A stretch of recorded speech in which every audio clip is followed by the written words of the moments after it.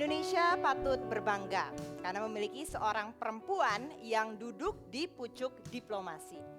Retno Marsudi, seorang Menteri Luar Negeri Indonesia pertama perempuan yang menduduki jabatan ini. Dikenal lihai bernegosiasi.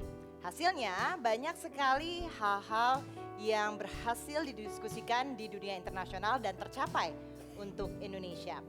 Nah, bagaimana kiprah dan juga strategi seorang menteri dan juga ibu yang bersahaja ini?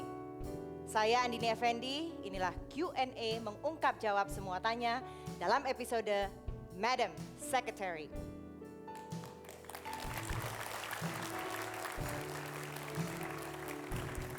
Assalamualaikum warahmatullahi wabarakatuh.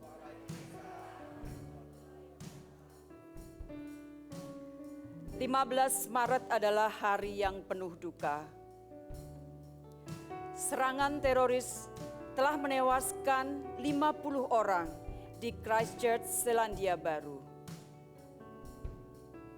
Mereka sedang beribadah. Mereka meninggal. Mereka terluka. Umat Muslim sedunia berduka. Semua umat manusia juga berduka. Indonesia sangat mengutuk keras serangan teroris tersebut. Hal serupa tidak boleh lagi terjadi, baik di New Zealand, di Indonesia, atau di belahan bumi manapun juga.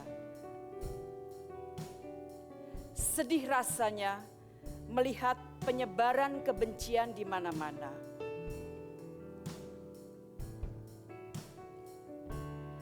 Itulah dunia yang kita tinggali saat ini. Dunia di mana banyak ketidakpastian. Namun politik luar negeri Indonesia tetap berdiri tegak, memperjuangkan kepentingan rakyat, melindungi wilayah Indonesia, melindungi warga negara Indonesia, memajukan diplomasi ekonomi, dan berkontribusi bagi perdamaian dunia. Ayo kita terus tegakkan perdamaian, tidak hanya di bumi Indonesia, tetapi juga di seluruh dunia. Sing for joy, sing for love, for the people, sing for peace of the world.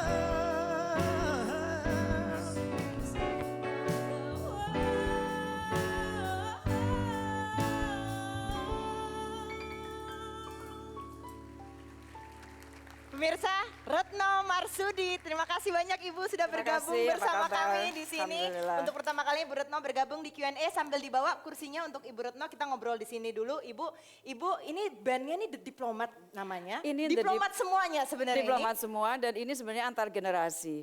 Jadi ini beberapa teman yang paling muda angkatan 40 yang mana nih?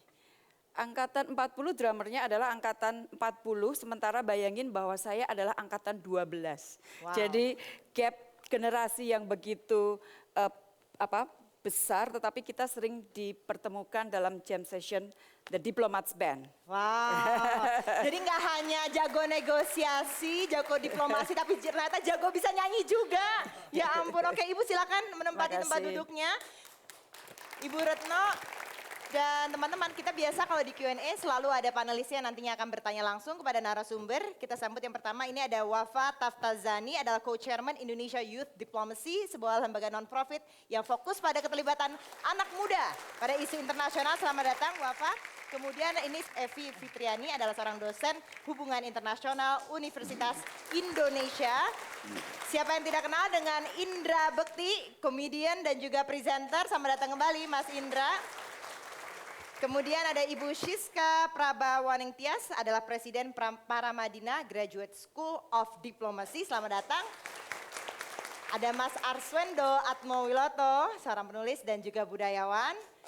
Mas Philip J. Vermonte, Direktur Eksekutif dari Center for Strategic and International Studies Indonesia atau CSIS. Ini mewakili anak muda, ini ada namanya Jessica Novena, Presiden Foreign Policy Community of Indonesia, Chapter Universitas Pajajaran, think tank, besutan dari mantan Wamenlu Dino Patijala. Terima kasih sudah ada bersama kami. Last but not least ada Kezia Warau, ini adalah Putri Indonesia 2016. Kita buka sekarang pertanyaan langsung untuk para panelis. Ibu Evi, silakan dimulai. Ibu Retno Marsudi yang kami hormati, dunia internasional sekarang kan dipenuhi oleh tindakan-tindakan sporadik dan sangat ditentukan oleh negara-negara besar. Bersifat unilateralisme karena mereka mengutamakan kepentingan mereka sendiri ketimbang-ketimbangan dunia. Dan tindakan-tindakan negara besar tersebut mengancam sistem multilateralisme yang selama ini sudah dibangun sejak Perang Dunia Kedua. Pertanyaan saya, apa Bu yang sudah dilakukan dalam diplomasi Indonesia, kebijakan luar negeri Indonesia untuk memperkuat multilateralisme dewasa ini?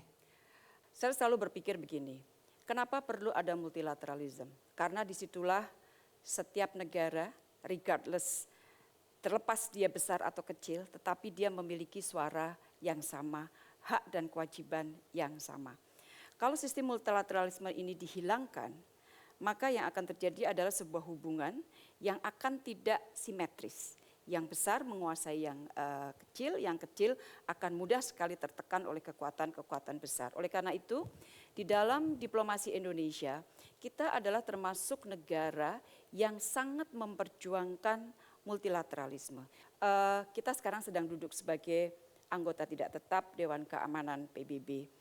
Dengan beberapa negara anggota Dewan Keamanan, kita akan mempelopori apa yang dinamakan Alliance for Multilateralism. Dan Indonesia akan termasuk di antara negara yang masuk beraliansi untuk terus mempromosikan multilateralisme. Baik, oke kita buka pertanyaan. Mas, silakan Bapak. Pertanyaan saya Bu, banyak orang menyebut Indonesia saat ini sebagai middle power. Kapan kita akan menjadi great power?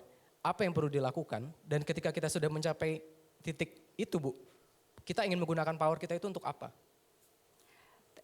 Kita sangat beruntung karena kita memiliki ASEAN. Di dalam ASEAN, mau tidak mau diakui atau tidak, tetapi kalau kita lihat mundur 50 tahun, lebih sebenarnya. Kenapa kawasan Asia Tenggara ini adalah termasuk kawasan yang lebih stabil dibanding dengan kawasan lain? Suka tidak suka ini adalah karena ada faktor ASEAN. Dan kalau kita bicara ASEAN, maka jejak Indonesia atau kontribusi Indonesia akan kelihatan sekali. Tetapi kita tahu bahwa Asia Tenggara ini adalah lingkaran pertama. Kalau di kita mungkin RT kita lah. Masih ada RW, masih ada kelurahan yang besar dunia ini. Maka kita harus, lebih mungkin kita harus tidak saja memberikan kontribusi di RT, tetapi juga di RW dan juga di kelurahan. Negara yang dihormati adalah negara yang banyak memberikan kontribusi. Jadi kita gunakan kekuatan yang kita miliki untuk menghormati, untuk membantu, untuk menjadi bagian dari solusi dunia. Baik. Salah satu prestasi yang dicapai dalam 5 tahun ya Ibu pemerintahan Joko Widodo dan Yusuf Kala ini salah satunya adalah Indonesia berhasil menjadi anggota tidak tetap Dewan Keamanan PBB. Itu sebuah prestasi yang benar-benar nggak tuh thumbs up lagi tapi semua thumbs harus naik. Tapi sebenarnya apa artinya kita ada di situ? Bisa ngelakuin apa sih Indonesia dengan adanya keanggotaan ini? Kita akan kembali bersama Madam Sekretari Retno Marsudi setelah jeda berikut ini.